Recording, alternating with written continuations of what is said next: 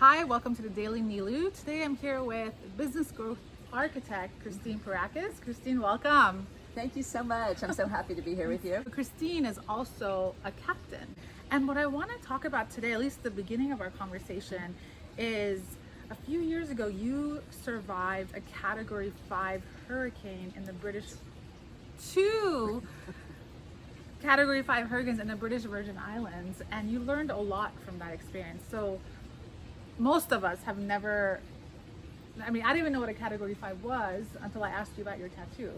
So what is a Category 5? Let's start with that. So on the scale, of measuring scale, there's categories 1 through 5, and it tops out at Category 5 and 156 miles per hour wind speed and velocity and above. In the last 2 years, there's been 5 Category 5 hurricanes. And my hurricane was the most powerful hurricane to hit the Atlantic Basin, and the wind speeds were up to 200 plus. Oh my God. Which is why Richard Branson called it a Cat 7.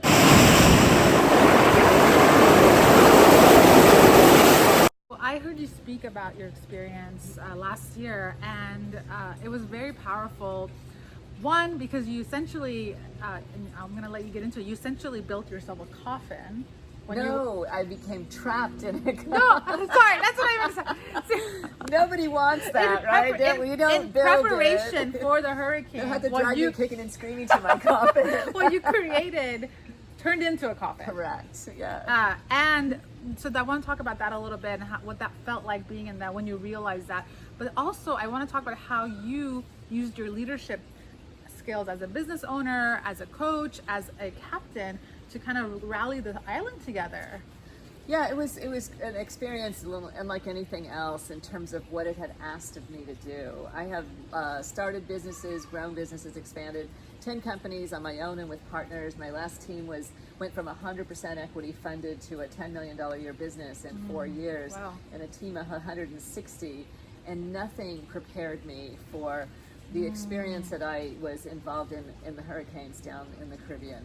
And so as a boat captain, as a professional navigator, I had all life by the tail, Yeah. Nothing I felt intimidated by or that I couldn't handle. My skills are pretty broad, and I've been at sea on my own, and just being able to feel in control of my own environment. And when the most powerful storm comes through and gave direct hit over my home, tore the roof off, and left me trapped in what I called a wind coffin, because the shelter I could not get out of.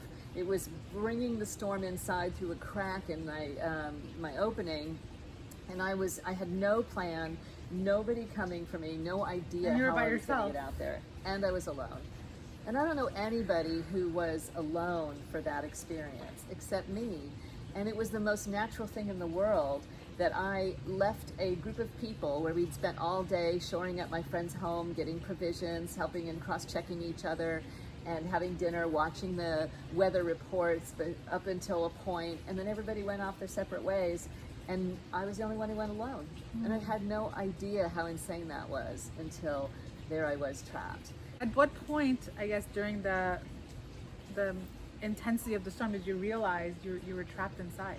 I had one of my shelter doors got taken off of its track by the storm, so it opened up a crack that nobody could get through, but the storm was coming in, and I just went and tested the other door, and I was trapped. Wow. So there was no way I was getting out. And you called it a wind coffin because the wind was keeping the door locked?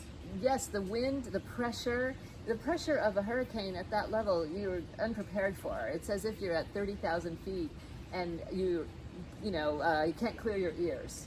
Yeah. So if you held your nose and your mouth and you tried to blow out through your ears, you would experience what that was like for hours. Oh my gosh. So how did you get out? What happened? Well, that's the long night, the dark night of the soul, right? One of the things that happens when we're in these traumatic situations is we lose the ability to problem solve, right? We go into panic. And that's what was happening to me was, that moment of realization for all of us, anybody whether you've been in a storm, you're starting a business, had a child, a death in the family, a loss of a relationship, these are all Category 5 experiences that can send us into a tailspin. And we have that moment of total panic and we can get lost in it.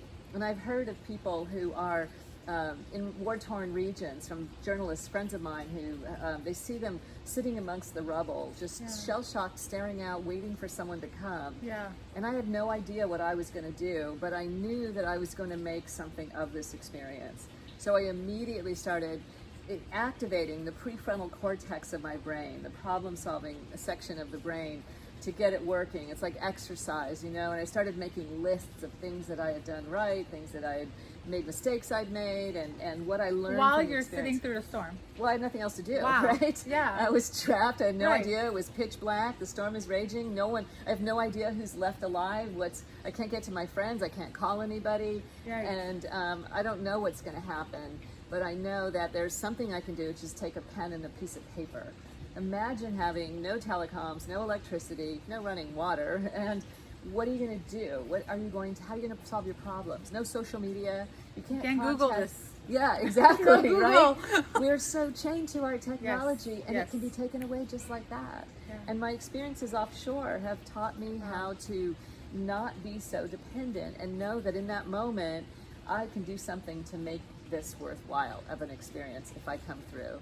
And so I waited the storm had torn off a section of the metal paneling that was screwed into the walls on the outside of the house, and had opened up a little crack in a window. And by the storm's passing and the following day, there was a sliver of light that came through, so I could see out in a little tiny sliver and lift up the window and just hope that somebody would eventually appear. And eventually they did, and it took 3 guys, half an hour to try to free me from that experience. You're It right. was There's no really way powerful. you were going to be able to get out of that on your own No. from the inside. No. Right. It's Wow. the overriding thing that I take with me today. And I've been doing a lot of research and study about this because I had to ask myself, I'm an intelligent person, pretty capable, and what was I thinking?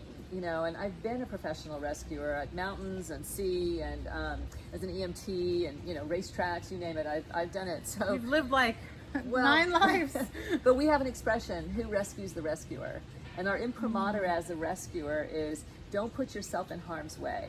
So you don't go running into the fire if it's, blazing out of control. You take care of yourself, because otherwise you're just burdening other people.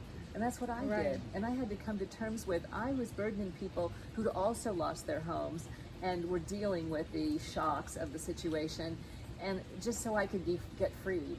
And what I realized is that my behavior, me and my thousands of social media followers and 800 Facebook friends and whatever, was not going to be there for me. And I had done nothing to prepare for that. I didn't ask for help. I didn't try to shelter with other people. I didn't even think that there was something off about my thinking. And what I've learned is that currently today, 40% of our population has no one to talk to. We are living lives in quiet isolation, as though this is normal because we're engaging on social media and in All along, technology. our population is growing and growing and growing, but the connections are Exactly. dwindling away. I didn't even know my neighbors, and I was living on a small island, and Wow. people my friends were down the road and a few miles away, and so I didn't know anybody who was in that position that had been an acquaintance or a friend before. And it's that way of thinking that you would go into something that we knew it was coming by the time it was coming, right? And I was prepared in terms of my environment, but I was not thinking that I needed to not be alone. And I think that's what's going on in our society today. Millennials, record-breaking aloneness. They will tell you, there's studies done, the statistics are staggering, of they don't have friends. We don't have someone to talk to. Who's going to come for you in a storm? When did you kind of reflect afterwards, after you got out, and say, Still working on it. Honestly, it took me a good 2 years to really understand the fallacy of my thinking. And before that and immediately after being freed, all I knew was instinctual. First thing I did was, what do I have that I don't need? What can I share with my community of people all of whom had lost their homes in my hillside, where I was trapped for days and days? And to start being the person of service to others, so that what I needed would be given to me. I would go out and do water runs and food runs because I had a moderately working car, only slightly damaged. Taking that kind of one step forward at a time and just thrusting myself into service for others was one of the key steps that helped me to come through this experience thriving, and is now a part of my 7 barometers of resilience, which I've written about in my upcoming book, The Resilient Leader. When is this coming out? 2020, the spring of 2020. It's my current life's work now, is to make sure that everybody has the tools to survive and thrive in life's category 5 experiences. Like the 7 strategies to me are the distillation of the experience of what it takes for any of us to be able to take what's inside of us and build on that resilience muscle. So we talked about community, we talked about competency, the things I needed to learn and have, communication. I had no plan. I had no idea. In boating and sailing and being offshore anywhere, we have a thing called keeping emergency channel 16. You always have to have channel 16 on. You never leave the dock without your radio turned to the emergency channel. And so it's thought of right before the disaster strikes. Right. The stuff that we need to think about before we hit the category 5. That's what my book is all about. That's what the 7 barometers of resilience are, is what can we do to step forward as leaders before disaster strikes and to shore up against the inevitable things that are going to happen, because that's life. Right, and that could be, like you said, someone, loved one passing away. It could be your company getting acquired, right? Yeah, and like a CFO walking out one day, leaving your books locked under password, losing a partnership, business or life. Yeah. Are you working with people who live in the Caribbean now to help prepare as well? Because I know your book is, it could be applied to any part of life, right? But like specifically the experience you had from living through this, are you also sharing that knowledge? Well, I am through the book and through my speaking, so I'm speaking everywhere that I can get my message out to help people prepare. And we have to be raising our awareness about climate change. We have to be aware that these kinds of storms are going to start to become the norm. The waters are heating up, scary. and that's the condition that's ripe for increasing power of hurricanes, and that doesn't seem to be diminishing. So my focus is on climate change awareness and shoring up against that inevitable onslaught. Ellie and I do a lot of work through Peace Unleashed on identifying limiting beliefs that we're not even aware of until something like this makes us aware of it. Have you kind of dug into that? Like what was the underlying reasoning as to why you were completely okay knowing a giant hurricane's coming towards you, to go home alone and not kind of have those connections in place? Well, yeah, I think I spoke to it a bit earlier, is that idea that I don't need anybody, right? That's the worst case. I never said that in my head, right? But we're talking about stuff that's our secret belief system. Exactly. And that I could handle anything. I don't need anybody. I don't need help. I don't want people to see me as vulnerable. I've been, as an attorney, a business advisor, a serial entrepreneur, a C-suite executive, I've been very well compensated for the things I know and for having the answers. So for a long time, I didn't want anybody to see a vulnerability in that there might be an area that I don't have figured out, or that I can't handle. Or that you might even just need some assistance with. Yeah, I call that becoming a storm warrior. It's in my book as well. And what a storm warrior is, we do understand the concept of a warrior, right? We're out there defending the tribe, we're fighting for a cause, and that's very common. But in a storm, we're coming up against forces that we don't control and that are beyond our capacity. And the storm is agnostic to its victims. So we're not fighting another warrior who's also defending their tribe or territory that is just limited. We're going up against a force that is beyond our control, that doesn't have any discrimination against its victims. I love that. Yeah. The first step is recognizing our vulnerability and where we need help. That's what becoming a storm warrior means, is we recognize that we're vulnerable, that we might need help, and then we can go forward into service. You said another thing that was so powerful. You said I'm gonna make something out of this experience while you were trapped inside this wind coffin, right? Yeah. And maybe, you know, in that moment it was making that list, but now you've done so much more with it. How does that feel? Well, it feels on purpose, first and foremost, right? And frankly, it's the thing that got me through. You know, taking it and turning the experience into talks for people, sharing it. For a while, I think it was very self-centered in that I was telling my story, which is ripping, I think, of itself. Hopefully, it was for those people who were there.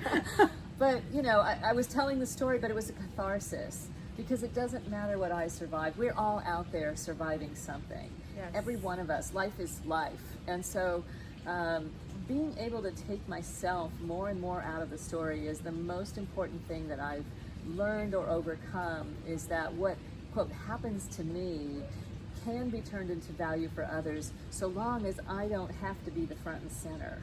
I'm here to bring through, you know, my stories of survival through the strategies that I've learned, and hopefully they will help others. And that's the whole thing that matters to me. Yeah, that's so beautiful. And you're essentially allowing your experience and yourself to be the vessel for this truth to come through. Yep, Yeah. we're all here to be of service. And if I'm going to go through something, I'm going to make it valuable for someone else, which isn't about how I survived, it's how you can survive and what you need to do. So powerful.